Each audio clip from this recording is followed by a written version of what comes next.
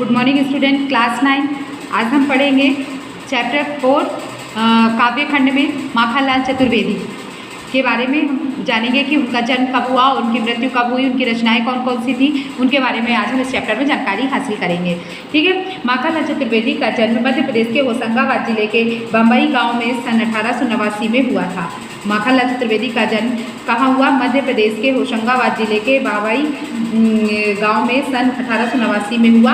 वे मात्र 16 वर्ष की अवस्था में वे शिक्षक बने। 16 वर्ष की अवस्था में वे शिक्षक बने, ये बड़ी बात है। बाद में अध्यापन कार्य छोड़कर उन्होंने प्रभा पत्रिका का संपादन शुरू किया। बाद में उन्होंने अध्यापन कार्य छोड़ दिया और प्रभा पत्रिका का संपादन किया। वे देशभक्त कवि एवं प्रखर पत्रकार थे। वे देशभक्त कवि भी थे और प्रखर पत्रकार भी थे। उन्होंने कर्मवीर और प्रताप का भी संपादन किया। सन 1968 में उनका देहांत हो गया और सन 1968 में उनका देहांत हो गया। हिमकरीटिनी, साहित्य देवता, हिम तरंगिणी, वेणु जो लोग गूंजे धरा उनकी प्रमुख कृतियां हैं। उन्हें पद्म भूषण एवं साहित्य अकादमी पुरस्कार से सम्मानित किया गया। माखनलाल चतुर्वेदी की रचनाएं राष्ट्रीय भावना से युक्त हैं। उनमें स्वतंत्रता की चेतना के साथ देश के लिए त्याग और बलिदान की भावना मिलती है, इसलिए उन्हें एक भारतीय आत्मा कहा जाता है। क्यों उन्हें भारतीय आत्मा कहा जाता है? अंडरलाइन कीजिए। माखनलाल चतुर्वेदी की रचनाएं राष्ट्रीय भावना से युक्त है, उनमें स्वतंत्रता की चेतना के साथ देश के लिए त्याग और बलिदान की भावना मिलती है, इसलिए उन्हें एक भारतीय आत्मा कहा जाता है। अंडरलाइन कर लीजिए। इस उपनाम से उन्होंने कविताएं भी लिखी हैं। वे एक कवि कार्यकर्ता थे और स्वाधीनता आंदोलन के दौरान कई बार जेल भी गए। उन्होंने भक्ति, प्रेम और प्रकृति संबंधी कविताएं लिखी। उन्होंने कौन सी कविताएं लिखी हैं? भक्ति, प्रेम और प्रकृति संबंधी कविताएं लिखी हैं। चतुर्वेदी जी कविता में शिल्प की तुलना में भाव को अधिक महत्व देते हैं। उन्होंने परंपरागत छंदबद्धता रचना के अनुकूल शब्दों का भी प्रयोग किया है। ब्रितानिक उपनिवेशवाद के शोषण तंत्र का बारीक विश्लेषण करती कैदी और कोकिला कविता बहुत लोकप्रिय रही है। ये जो कैदी और कोकिला जो कविता है ये बहुत लोकप्रिय रही।